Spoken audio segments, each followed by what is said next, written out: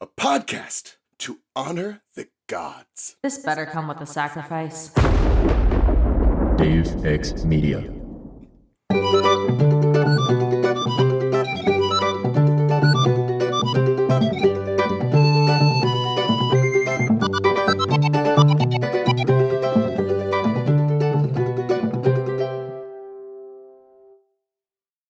A half-blood of the eldest gods shall listen to this bonus show against all odds. I'm Charlie from Cabin 13. And I am Ray from Cabin 12. Hey, bro. Hey, what up? Guess what we watched for this? Is it your favorite episode? show? It is, in fact, my favorite show. I was able to weasel in this episode because Atlantis is mentioned. Yeah, Charlie, this one's a bit of a stretch. It really is. Listen, that last episode, the Phineas and Ferb episode, was also barely anything. But we like Phineas and Ferb, and also I like bashing Atlantis things. But this is fun. This is a good episode, and I just like it, okay? This is what you get as a trade-off for me making us listen to an album about Arthurian legend, which we are going to be doing eventually. I have no issues with that. I know you don't. I also have no issues with watching the Librarians, so it works out. I think this is well, if you have no issues with it, then I still need to get you back for Kid Icarus. I see how it is. Yeah. Well, let's talk about this episode of The Librarians that mentions Atlantis like maybe 5 times in an hour. And that's it. Okay. So there's a framing thing going on at the beginning and ending of this episode that appears to be part of like some larger plot that I did not follow at fucking all. Yeah. So it's fine. That was just about the greater villain of the season is actually Prospero from The Tempest, like Shakespeare's The Tempest. Very interesting. Yeah, it's really good when you have the whole season and like everything going on there. Also Moriarty is there.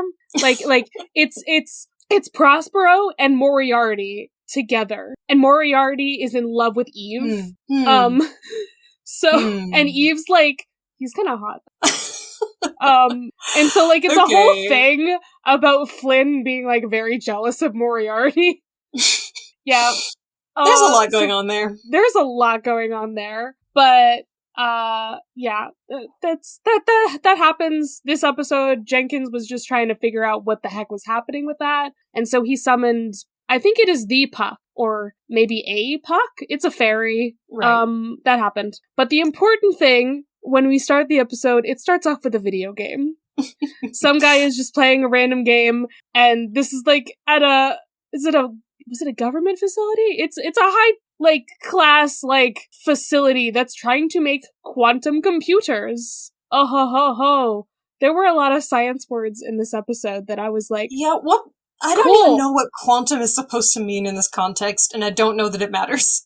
I'm not sure there is an actual meaning of quantum, because you hear it a lot of the time in the Ant-Man movies too.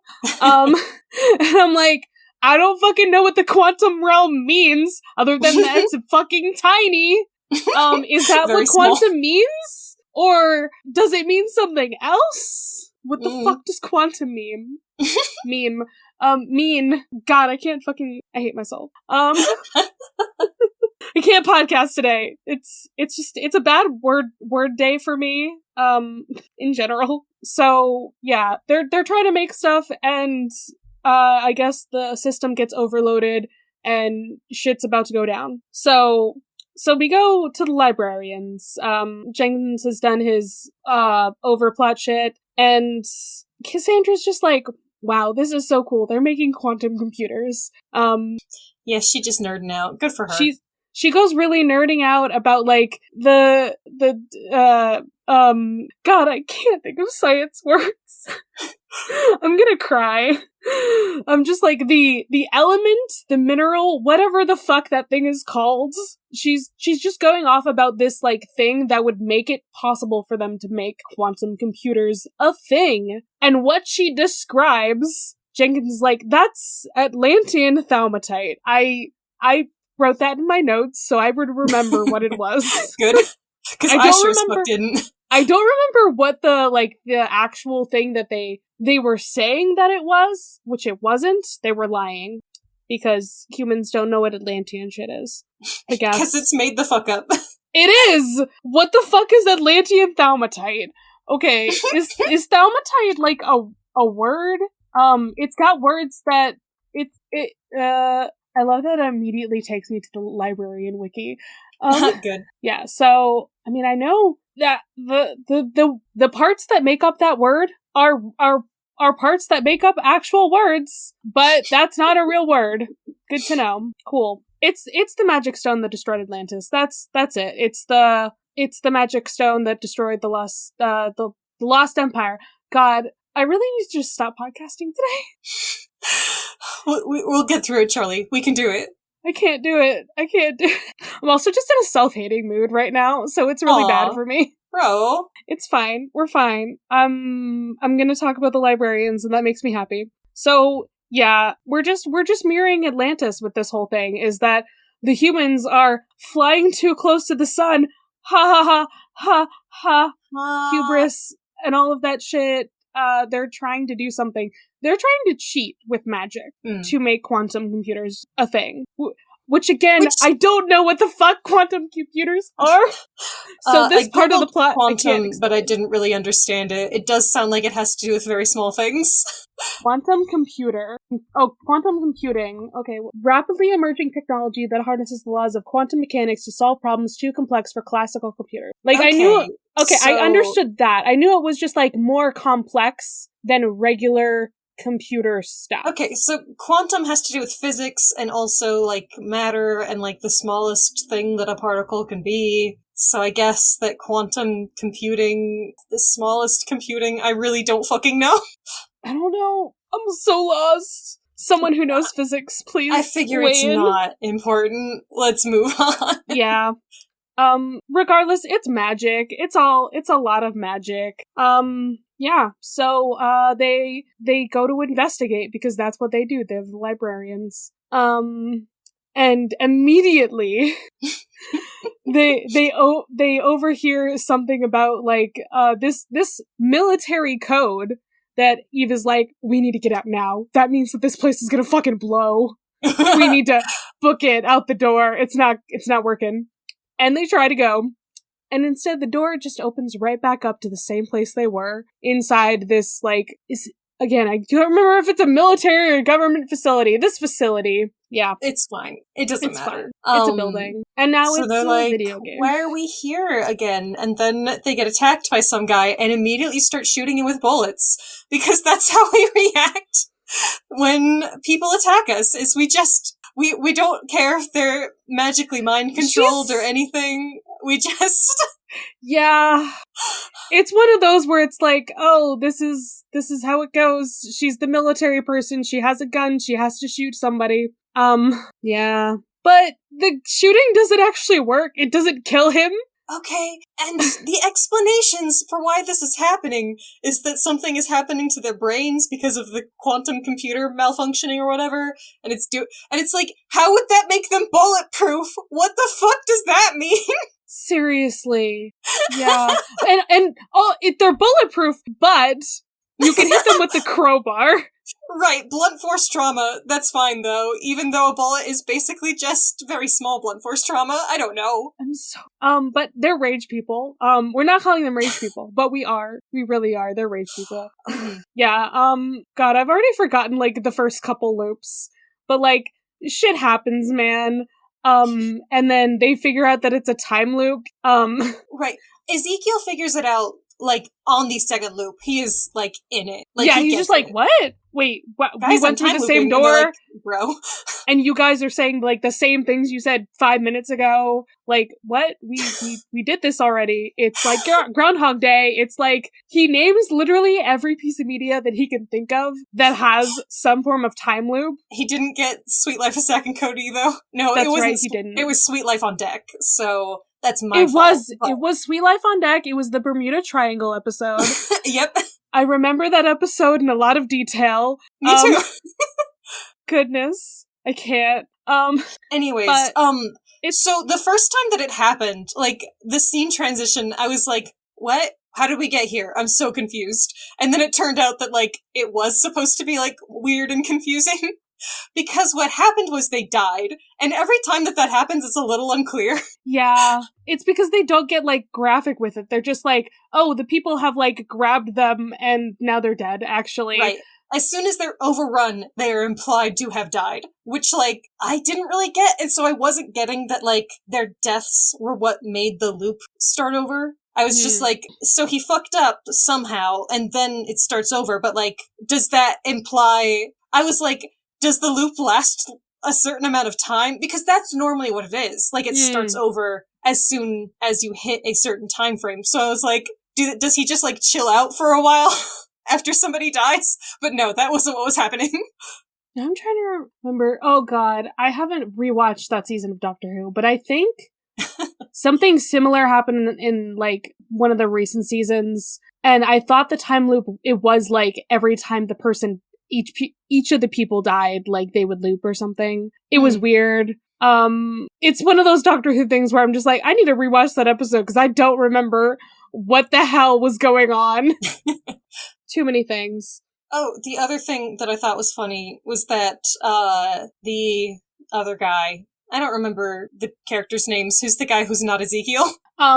Stone. Stone is like, that's ridiculous. And Ezekiel's like, what? You can't believe in time loops, but you can get chased by a minotaur. And I was like, haha, I've seen that one. The only other episode I've ever seen, and you referenced it. Yay! Great. Continuity, baby. Hey, bro, if you want, King Arthur shit in your media, watch just the entire first season. And there's some King Arthur shit. That happens, just so you know. Especially the first two episodes. About King Arthur. and the last one. Wow. Well, when we finally cover, what's it fucking called? High Noon over Camelot? Yeah. When we finally cover that, I'm gonna teach you some Arthurian shit. It's gonna be great. Hell yeah. It's gonna slap. Okay. So, oh yeah, also the magic door wasn't working.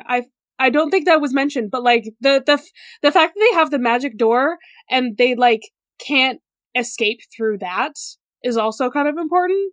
But they're trying to make their way out of this fucking building and possibly to get this, this element. I'm gonna go with that. This item. This, MacGuffin. It's a big crystal. Don't worry about it. Like, literally, that's all it is. It's a MacGuffin, and they decided it's Atlantis. Because when you want a MacGuffin, Atlantis is one of those things to go with, honestly. Yeah, so this first few loops, Stone is being so mean. Is he always this mean to Ezekiel? Yeah, I mean, yeah. Listen, this episode is one of those where it's like, wow, nobody really believes in Ezekiel. Like, Jenkins is also, like, super mean to him sometimes. A lot of the time, they're just like, why the fuck is he a librarian? Because he's just a thief guy. And that's why this episode is important to me, okay? Because I love him. It was the funniest possible character to make go through the time loop. Like, yeah, it's so good. Ezekiel experiences the horrors this episode. Seriously. So they, at one point, they're trying to go through, get through this, like, lock, and what we have so many ways to try to do this. Like, Ezekiel's like, I'm the greatest thief ever. I can do this in 2 seconds. Doesn't work. Then he tries cutting the wires and doing it by multiple choice. It's the funniest shit. Yes, okay. Because he pulls it out and he's like, okay, I don't know how to figure this out. Like, but there are no consequences for me fucking up because we'll just start over. So, process of elimination. And then the fourth wire doesn't work. Yeah. And every time Stone is like, some master thief! My poor little guy. Ezekiel is kind of my little meow meow now. He should be. He really should be. Okay? He's good. Okay. And then Cassandra does her weird magic physics math thing where she's like, oh wait, no, it's the synesthete thing, isn't it too? There's just the fact that she can figure out the colors being wrong. Sees the color and hears it as a note and something figures it out. And Ezekiel's like, It's just a lot. Well, they don't make locks like that. They don't make locks like that. Yeah, I don't think anyone would, but like it's because it's not really a lock, it's a puzzle. Hey. I want to know what this game is. Like, I'm so confused. So yeah, pulling out the stone just didn't really help. There was a few other things they had to do as well. They're trying to, so after the stone doesn't work, he's really upset. And so then they're like, okay, well, if we leave, like, the perimeter of this thing that's affecting our brains, then we should be free. And so then they're trying to get out of this gate, but they can't do it in time. And to get to the gate, he has to move this pipe that's like 200 degrees, and he burns his hands every time. And then, military lady is like, how many times have you done this? And he's like 60. And she's like, and this happens to you every time, while she's like wrapping his wounds, his 3rd degree burns. Mm-hmm. Yeah, this is fine. Okay. And the fact that because he's like, there's gotta be a sensor or something here to make it so that they come after us as soon as we go through. He's like looking for it. There. It just happens. The alarm just goes off once you pass this certain point. It's almost like it's a trigger, maybe. Haha. And they can't possibly get out that way. So the way that Ezekiel reacts to his situation is really fascinating. I think that they do a really good job of like time loop shit. It's really fun. It's like, the episode is like really fucking dark when you think about the implications for even like 2 seconds. So at first he's like, cool, no consequences. Great. I can handle this. We'll get through it. And then, and so he's really casual about it. Like, Stone says something rude to him, and he lets him, like, walk on an electricity trap and die. And it's like, this is exactly what Undertale was warning us about. Listen, he's happy about it that one time because he was really pissed off, and, like, this shit is, like, it's taken a toll on him. He has been really fucking mean, but also, normally you don't kill your friends, but when there's no consequences, you can do things that are very fucked up. Yeah, that's just the like problem. Flowey the Flower told me. But as it keeps going on and on and on, he's like, I can't watch you guys die anymore. I can't fucking handle it. Yeah. I wrote down, like, he has an emo moment. And so he just gets so, like, mad about, like, everything, the fact that it just keeps going, and he can't win at whatever this time loop is. And then he just, like, hits the crowbar at these little briefcases. God, when that shit happened, I was like, what the fuck? Exactly. I think that should have been, in all the loops, he's just like, I can't make you guys believe without the health pack. No, okay, I think just hitting the thing with the crowbar and a health pack coming out, that should have been it. That's when you're like, it's a fucking video game. I would believe immediately. This is a magic fucking world. The laws of reality. Yeah, we are in a video game. But it took him so long to find that out, though. It's hilarious to me. But again, this is a world where they've been chased by fucking minotaurs. Why couldn't they be in a fucking video game? Because of Atlantean shit. Why not? Right, so to sum it up for you all, Atlantis Crystal, quantum computer, video game, malfunction, it all combined and then started affecting reality. And that is what I got from that, and that's all that you need to know.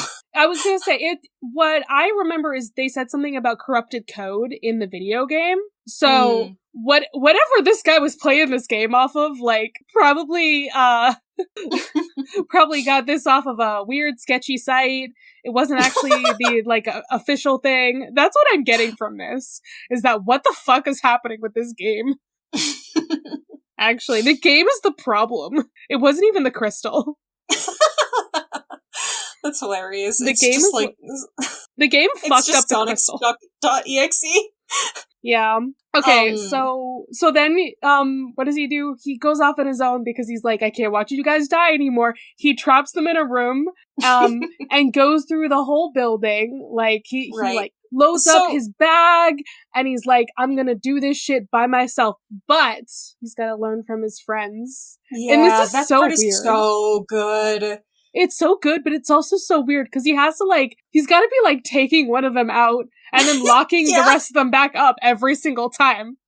It's fine, don't worry about it. So fucking weird. They do a really good job of, like, being a video game episode. There's a lot of people who cannot fucking do video game episodes, so I'm just glad that someone on the writing team, like, actually played games. They're in a survival horror. Everyone in the building got turned into enemies, and that's why they're all, like, fucked up and mean and evil, and also they only attack you when you pass certain points. It's because you hit the trigger. And he's in the middle of an escort mission, so he has to get these 3 different people to his goal alive, and that's why when any of them dies, the level restarts. It all works and makes sense in my gamer brain, and I'm proud of them. Yeah, I have not played any game that's like this. Yeah. So I know, I'm just like, okay, like, I understand it's a video game, I understand the health pack thing, cool. I understand the trigger. When Ezekiel tells them the first time, Stone is like so fucking excited, and it's like, yeah, bro, it's great. Bro, this is bad news. I know games are exciting, but it's like the one time that like he's like friendly with Ezekiel is because it's a fucking video game, but like you're fighting for your life, bro. Yeah. Anyway, he's like, this is an escort mission, and Stone's like, oh, haha, I'm glad I'm not you right now. That sucks, bro. The way he has to describe it, you have to take these, like, 3 idiots who can't take care of themselves, and I'm just like, he was just, like, looking at him like, what? What did you just call me? Yeah. So he has to learn how to, like, do the pipe thing, and, like, do the physics hacking thing. It's a lot of weird things that he has to learn. And also the fighting. But now he doesn't have to burn his hand to the 3rd degree anymore. I'm really happy for him. Yeah, and then eventually, like, it's so cool how, like, they learn more about the piping stuff, and, like, they teach each other, I guess. That's what it seems like happens. It's good. Right, because later he's showing Stone how to get past this pipe, and he's like, you have to do this thing. And he's like, oh, I wouldn't have thought of that. And he's like, you did eventually. Exactly. It's really interesting and really good. I adore a good time loop. Like, I'm obsessed with them, honestly. Yeah. And then we get to the fighting thing where it's a big arena fight is what they call it. And it's just like, they really can't make it through this thing. This is not a good fight. No. I don't understand how every this is time supposed that there's to be possible. like 5 of these guys, they all die, so it's really not. This game is poorly balanced. You're right. Yeah, it's unwinnable game. They need some good cheats. But he's going down into this room with Eve, and she's seeing it, and she's like, hey, what the fuck? This is too many guys. And he's like, okay, we've made it like halfway before. And then she stops him, and she says, in the exact same tone of voice as she used earlier, she says, how many times have you done this? And he's like, I stopped counting. And I love the way that she's reacting to this, also the way that she notices, like, how fucked up this is for him. And then she tells him a fucked up war story. I hate the military. Yeah, it's really sad. And she finishes the story. It's some guys go in a river and they all die, and then they're floating down the river, and then some other guys start to also go in the river. Yeah, because it's like the first squadron, the second squadron. It's like, those are the bravest men. No, actually, the second men are the bravest men because they knew what was coming, and they did it anyway. Yeah, that's fucked up. So he's like, I should be counting how many times you tell me that story. And she's like, oh, why did you let me tell it? And he's like, I love the way that you look at me when you say it. And I'm like, oh my god! That shit's so fucking good! Anyways. Yeah. Ezekiel. Listen, I just have feelings. Okay. Yeah. Also the fact that she's like, oh my god, you just have a baseball bat, like, it's a terrible fucking weapon. All the like, stuff is like right here at the top of it. Like, that's where you gotta hit. But if you know that, that's helpful. Yeah, like, now you can do some damage. Like, haha. Like, it's terrible, but hey, you can do damage if you do it like this. I don't know. I just love them. Things. yeah, so then, like I said, we need some good cheats. So what do? He goes above the level. He literally just climbs out of bounds. He's not supposed to climb this pipe, but he does it anyways, and he's on the roof of the building, and he can see the skybox, and he is out of bounds. Yeah, It's really funny. he breaks the game by doing this. Yeah, It's fine. mistakes were made. So he finds a back doorway to get into the little room that he was trying to get into from that fight room before. Yeah, because he thinks that's the save point. I guess it is, but still, it's like, I don't know, it's weird. When we get to like this part, I'm just like, what is happening? Yeah, Actually, it's fine. So it restarts again, but things aren't the same this time because the game is glitching from going out of bounds, which I don't think that should happen, but that's fine. But you know what? Like, remember, it is a really batshit game because it fucked up the Atlantean stuff. Like it was already a corrupted code. So going out of bounds just made it worse. This was bad. So he brings his friends outside to climb the pipe, and he's like, "What? Are we supposed to be doing this?" And he's like, "No, we're speedrunning." And I'm like, that's so funny. Yeah, the fact that he's just like, speedrun. That's how we do it. I'm like, hey, I know this word. Also, he has to give them an inspiring speech and everything because, like I said, apparently the health pack is the only way that they believe him for a while because he shoots stone or something and then uses the health pack and it works and it's weird. But he has to give them an inspiring speech and be like, this thing, you told me this thing, and like this thing, and he cries, and yeah, it's emotion, it's a lot of emotions, and they'd never see him as like this emotionally vulnerable person, is the thing. Or he's this just like he's the funny reliable guy. and complex person, right? He's the funny thief guy. He is, okay, another episode that I really want you to watch is the Fairy Tales one, where he just becomes the Jack, who like, you know, the Jack always like beats the fairy tale is like the kind of thing that it's saying because Beanstalk Boy, yeah, Jack be nimble, Jack be quick. That's who Ezekiel is. Yeah, that makes sense. He's the trickster type. He is. Yeah, he's the rogue. It's so good. So yeah, so they go through, they cheat over the level, they get to this save point, I guess, but they also have to go through another room. That confuses me. They go through this other room and they have to like get to the other side to the door, but the game is breaking. So what happens? The floor breaks. But luckily, see, this is some goofy ass shit. It really is. You want to explain this, pro gamer person? Okay, so you know how in Breath of the Wild you can use your it's the wind bomb technique that speedrunners do, where you explode your bombs behind yourself and send yourself flying? That's what they do. They call it like rocket jumping or something in this, but it's a cheat. I haven't actually done that in Breath of the Wild. I'm gonna do that like right after this, actually. It's really hard to do, actually. You have to use both of your bomb types and, like, time it, like, perfectly. You'll have to look up, like, videos of people doing it. My goodness. But yeah, they call that a wind bomb.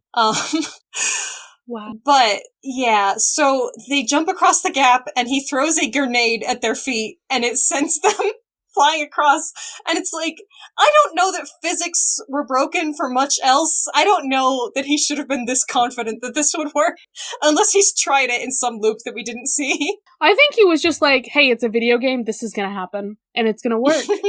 And it did, so I guess he was right. That's what the bombs were for, clearly. Of course. So he sends the three of them across the gap, and then he's like, Stone almost dies. I'm all out. Because he, like, tripped before he jumped. But it's fine. He gets fucking pixelated. He's just like, I could probably make it, but if not, it's fine. I saved you. But also... Yeah, no, he literally doesn't care about his life at this point. Like... But also... he did his job. The double meaning of I saved... Think about that for a second. Because it's a video game. I see what you're saying. Yeah, he's just like, I saved you. Like, as in, you've been saved in the game. But also, he saved their lives. At the same, it's both. It's both. Anyway, so he's dead. Maybe. But they made it out. Yay, they did it. And it sends them back to the room where the crystal was, I guess. And what do? They put it back in, and they math some shit to bring him back. They bring everybody back. They bring They do. the building back to its, like, previous state, I guess, which kind of makes sense to me. Like, the save state from before the game ever started. Yeah, which, okay, I think the first few times I watched this episode, I was like, wow, I fucking hate this one, because it takes away all of his character development. No, so I'm stupid. fucking pissed. He doesn't remember any of it. And I get it. Yeah. Like, it still kind of works that everyone else remembers, like, how much they respected him, and that they know that that person is inside of him, and that when pushed, he is reliable. But I'm so fucking mad. Nobody remembers any of this shit. And he doesn't remember any of those skills that he picked up. He doesn't, like, he's never had these experiences. He's not the same guy. That's fucked up. Yeah. I wanted him to have trauma forever. Oh, believe me, he already has trauma. I'm sure. Listen, I don't like things without trauma, so everyone here has trauma. Yeah, it's sad. He's an unsaved game. And that's it. They, you know what? They still respect him. That's good. They no longer see him as the little brother, and now will expect more from him. Which he hates. Too bad. The fact that, you know, he's that guy who has to make those jokes. I get it. And he's like, oh, but like, instead of being a halfway decent person, I'll just be 100% awesome because that's who I am. Listen, people who make those jokes are the people who have trauma. You know it. They're compensating. I'm one of those people. And yeah, the episode ends with some Prospero shit because I think this is like right before not the finale, but like, it's before the pre-finale. Yeah. Penultimate. Yeah. Hey, Charlie. Hey. I have Ray. bad news. Yeah. I never switched the mic over. These episodes are going to have horrible audio quality. Well, we're not recording them again. I'm so sorry to everyone who's listening to this. I couldn't even tell. So hopefully it's not that bad. I'm sure that I bet it's picking up, like, my computer, like, whirring and stuff because it's the mic in my computer. It's not a horrible mic, but you're gonna have to edit out some background noise, I'm sure. Fun time. Hey. I'm so sorry. Okay. Well, I'll find us some more Librarians things to watch, that maybe have more to do with things than this. Or, yeah, I've also just wanted to make a Librarians. We got to talk about video games. Yeah. That's good for me. I've literally wanted to make a Librarians podcast. Because I just really love this show. Okay. You have too many podcasts already, boy. I do! I really do! It's good. We're good. I'm okay. Bro. I have no way to end this. How do you end a video game? Save and quit. Yeah. We're actually gonna, like, get killed by Hades, because we just didn't have, like, good enough weapons, when we made it out of the underworld. Maybe one day we should do an episode on my childhood PlayStation game, which was Herc's Adventures. What? Yeah. You haven't told me about this one! The 3-player characters are Jason, Atalanta, and Hercules. And why? and you go around and, like, talk to the gods and fight skeletons. Actually, canonically, they were all Argonauts, so I guess they didn't know each other. You see, it's all someday, we'll have to do that at some point. My goodness. I need to find some more things to, like, subject you to, that you don't find enjoyable. Oh my god. Where I can just talk at you. That's too bad for you, because I'm a lover, not a hater. Yeah, it's true. Okay, I'm glad I made, one of my Blorbos your Blorbo now. He is just a little guy, I like to say. He really is just a little guy, okay. Alright. My favorite characters Goodbye, on everyone. the show are Ezekiel and Cassandra. Good. Yeah, bye, I guess. Peace out.